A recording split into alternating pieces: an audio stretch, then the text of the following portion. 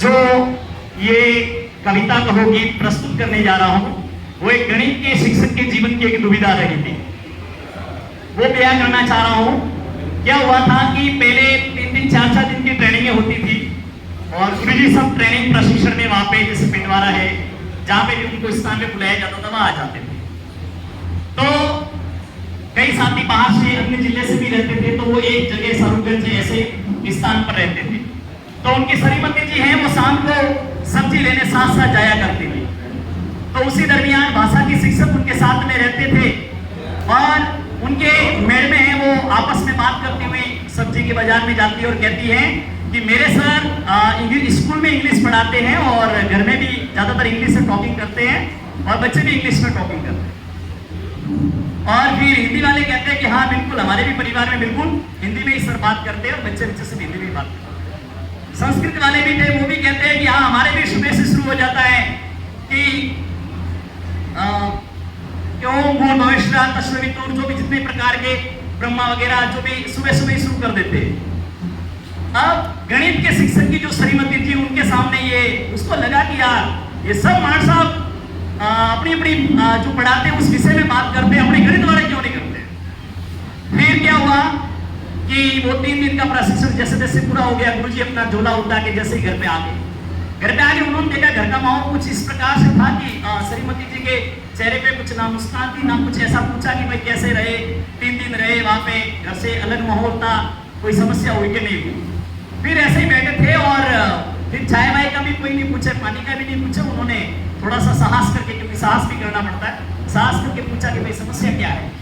तो उन्होंने कहा नहीं कुछ नहीं है। नहीं तो फिर भी बताओ तो ही समाधान होगा। तो उन्होंने कहा कि वो शर्मा जी की मिसेज है, वो कह रही थी कि इंग्लिश में बातें होती है और त्रिवेदी जी की वो कह रही है संस्कृत में बातें होती है, और कोई है यादव साहब वो हिंदी में बात करते हैं और आप गणित में बात क्यों नहीं करते। आप वैसे भी पसीने में, गर्मी का समय था, पसीने में लत हुए गुरुजी, फिर के अब कुछ करना पड़ेगा क्योंकि गुरुजी ने मैथ्स पढ़ाते थे लेकिन हिंदी साहित्य में भी एमए कर रखी थी। तो वो अपने किताब और कॉपी और पेन लेके बैठे और कुछ रचना इस प्रकार रचित हुई जो मैं आपके सामने प्रस्तुत करूंगा, जो थोड़ी सी एक मजाकिया अंदाज में और आप सबका मन मोह लेगी। फिर गुरुजी ने लिखना शुरू कर दिया कि मारी गुणे ने खंड सिहनार काल जो मत बाड़े, समझाऊं में बार में बार हजारों बार काल जो मत बाड़े। हमारी गुणे ने खंड सिहनार काल जो मत बाड़े, धन समझाऊं में बार में बार हजारों बार काल जो मत बाड़े। फिर धीरे धीरे थोड़ा सा चहल पहल होने लगी और गुरुजी अब लिखने में शुरू हो गए थे और कहने लगे कि 10 सिया क्या थारी न्यून कौन सा कान, 10 सिया क्या थारी न्यून कौन सा कान, हर त्रिभुज जेड़ो नाक नागणी, त्रिभुज जेड़ो नाक नागणी, नत पे नरी ती चांद मारी गुण निखंड सिया नार काल जो मत बाड़े, समझाऊं में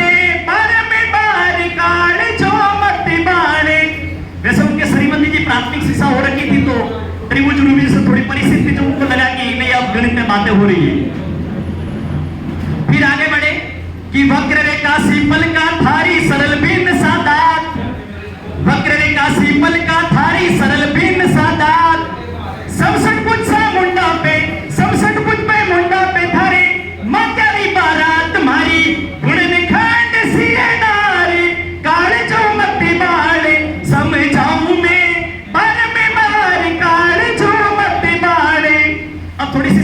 हो चुकी थी, गुरुजी के लिए चाय बननी शुरू हो चुकी थी और गुरुजी जैसे ही आगे बढ़ते हैं कि रेखा खंड सरी का टांगा थारी बेलन जेड़ा हाथ, रेखा खंड सरी की टांगा तेरी बालन जेड़ा हाथ, मजला कष्टक सा होठों पे, मजला कष्टक सा होठों पे, टप टप टके लार मारी, गुणे ने खंड सिए नार काल जो मत बाड़े, समझाऊं में बार में बार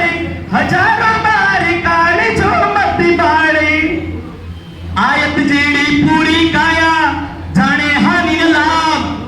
आयत जेड़ी पूरी काया जाने हानि न लाभ,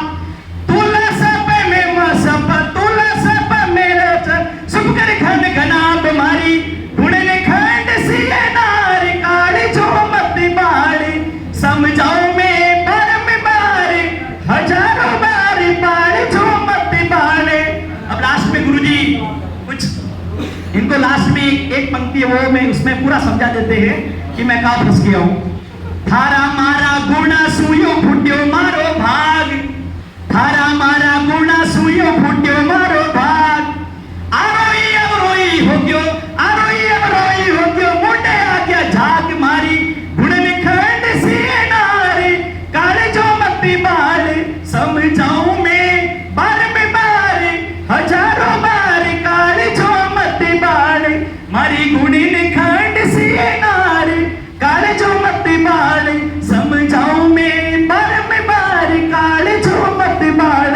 बहुत बहुत आभार, धन्यवाद।